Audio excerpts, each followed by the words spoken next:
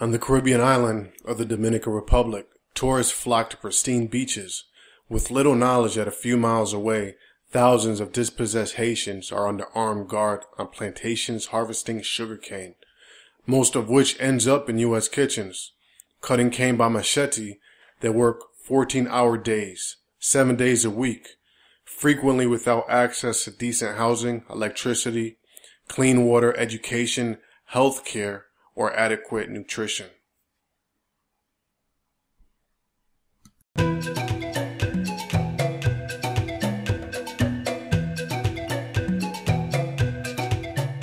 This is the eastern province of San Pedro de Macorís in the Dominican Republic.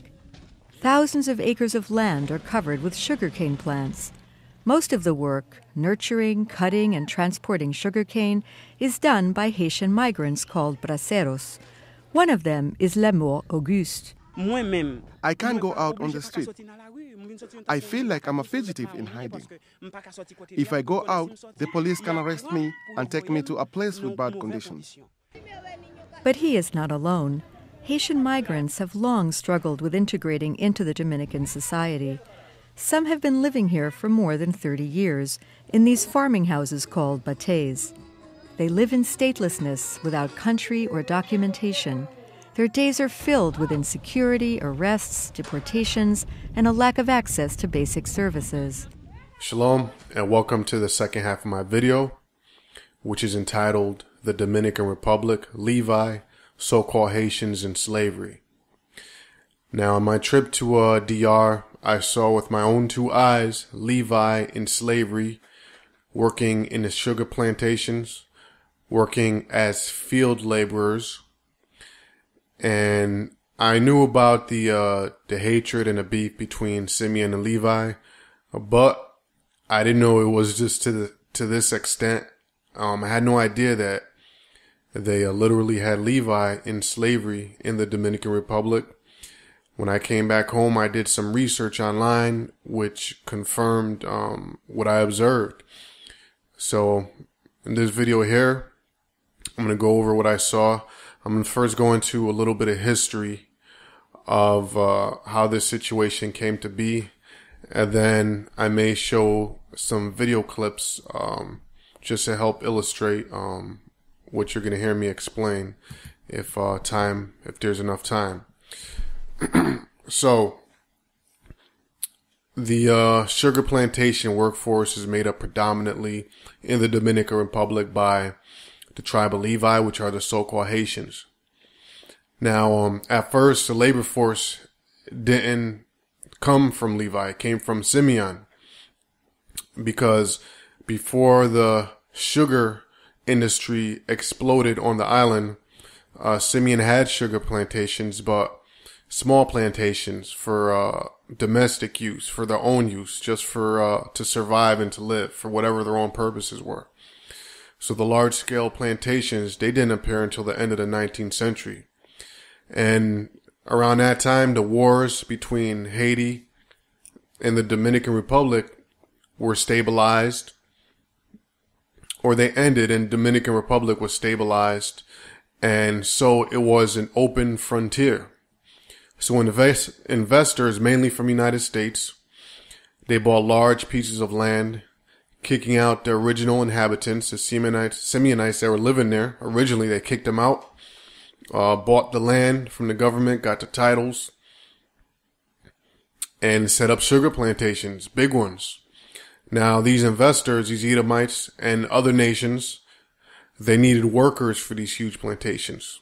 So the first people they hired were the Simeonites that were there, but they were unreliable. Now, this is because Simeon was in their homeland. They had family there. They were used to living scarcely off the land, so they didn't need the job. What they would do is they would work there until they made a little bit of money, and then they would leave. So this didn't work out for Esau, and Esau needed a labor source that they could control. So in the 1880s, the sugar prices dropped. And so Simeon, they stopped working for Esau because they focused on their own plantations instead of getting paid peanuts from Esau. And Esau didn't want to pay them more because the prices of sugar dropped and they needed to compensate for the money that they were not making. So what they did is they turned to the West Indies, and the majority of the laborers came from there, and they were called cocolos. And these were men primarily from the British West Indies, and they traveled seasonally to the Dominican Republic to work in the fields. And Levi made up the secondary source of labor at that time. So things changed in 1916 when the United States set up military rule in Dominican Republic. They did the same previously in 1915 in Haiti. So by this time in 1916, after setting up military rule in Dominican Republic, they had the whole entire island of Hispaniola. So the sugar planters that were in DR at that time, now they had the whole industry regulated and locked down on the entire island. So what they did is they set up a system where they were able to facilitate cheap laborers from Haiti into the sugar plantations in the Dominican Republic. So when the sugar prices fell again in the 1920s, the cocolas from the West Indies, they stopped coming to the Dominican Republic. And since the United States planters, since they already had a system set up where they could facilitate work from Haiti, all they did is they replaced those workers with Levi. Now, in 1924, the military rule ended in Dominican Republic, and by then Levi made up most of the sugar plantation workforce. Now, in the 1930s, the Dominican Republic economy got worse, and Simeon were losing their jobs in Dominican Republic. They were looking for work. So a law was passed that all employers must have at least 70% of a Dominican workforce. So this intensified racism against Levi. And though many so-called Haitians lost their jobs, sugar was still being produced, and Levi Haitians were still being hired. Now, as I mentioned before, by this time, there weren't any wars between Dominican Republic and Haiti like there was previously. So the DR, they weren't concerned with any military threats or invasion from Haiti. Instead, they were concerned with peaceful invasions from Haiti. So this means Levi crossing the border peacefully, whether to find work, maybe to live, maybe to join with their family that was already there working, but it was with peaceful intentions. Now, in 1937, the dictator Rafael Trujillo ordered the murder of 25,000 Levites. This was known as the Massacre River. There's actually a show on this channel where I went into the history of the Massacre River, and you should watch it. So this incident prompted the Haitian government to stop sending Haitian workers, which they were known as braceros, into the Dominican Republic. And this incident, this massacre, sent a cold message to the Levi workers that are already there in the Dominican Republic on the plantations. And that message was that their only safe place for them in the Dominican Republic are in the batais, or some people pronounce it batais. What those are, these are worker communities where they send the workers after their shift on the sugar plantation. They send them in like their barracks or like projects for the Levites over there. So in the 1940s, the Dominican Republic militarized their border, rounding up any Haitians that they found near the border or living in the Dominican Republic that were not part of the sugar plantation workforce and forcing them onto the plantations. And this still goes on today, where the landowners, known as colonos, they pay headhunters, known as buscons, to bring in workers.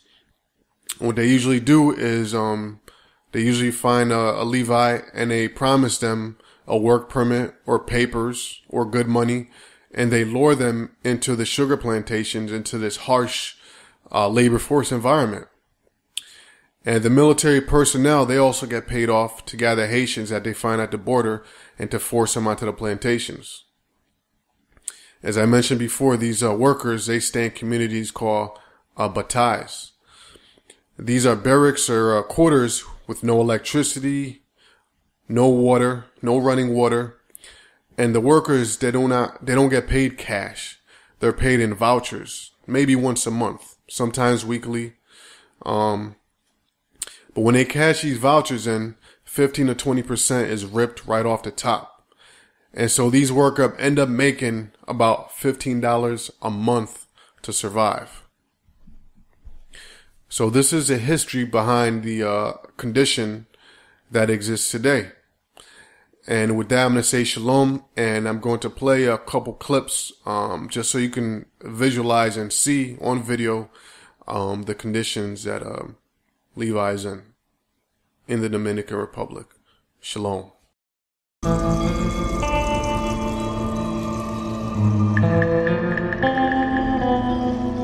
The town of Los Llanos in the Dominican Republic is the center of Father Christopher Hartley's parish.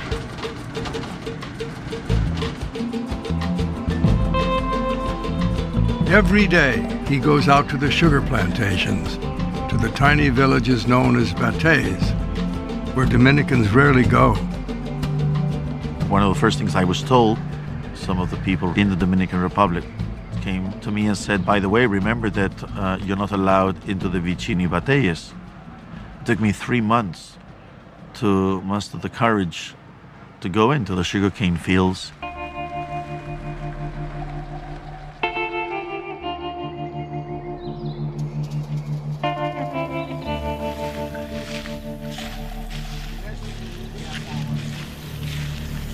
¿Cómo están?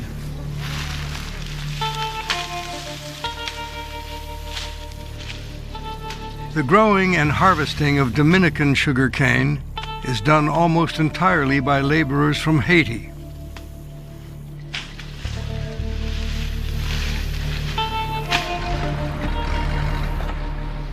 What Father Christopher saw in the plantations, he began to document.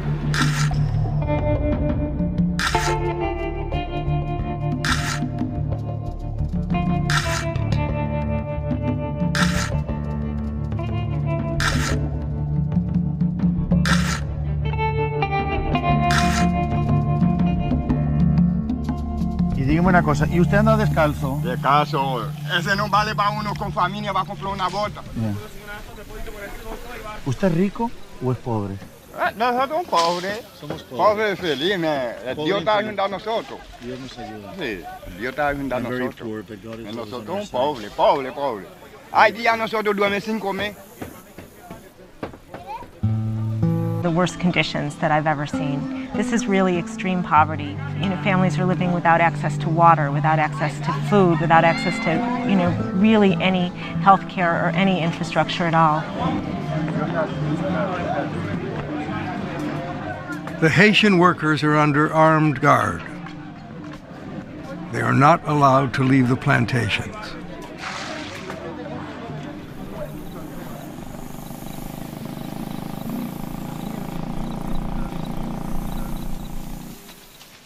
People come here in the hope of a better life. The truth of the matter is that they make less than 90 cents a day. And instead of cash, they receive vouchers, which they can redeem for high-priced food at a company store.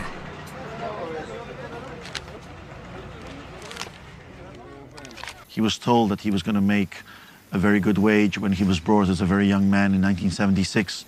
And he realizes that the end of his life is going to come here at the Batey, and he has absolutely nothing. That's the expression that he used in Spanish. Yo no tengo nada. I have nothing. All he has is the roof that the company has put over his head, lets him stay for as long as he is useful.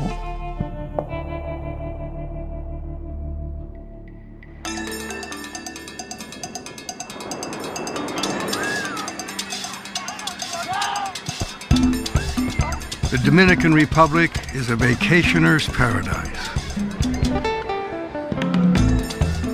Europeans and Americans flock here in the winter months.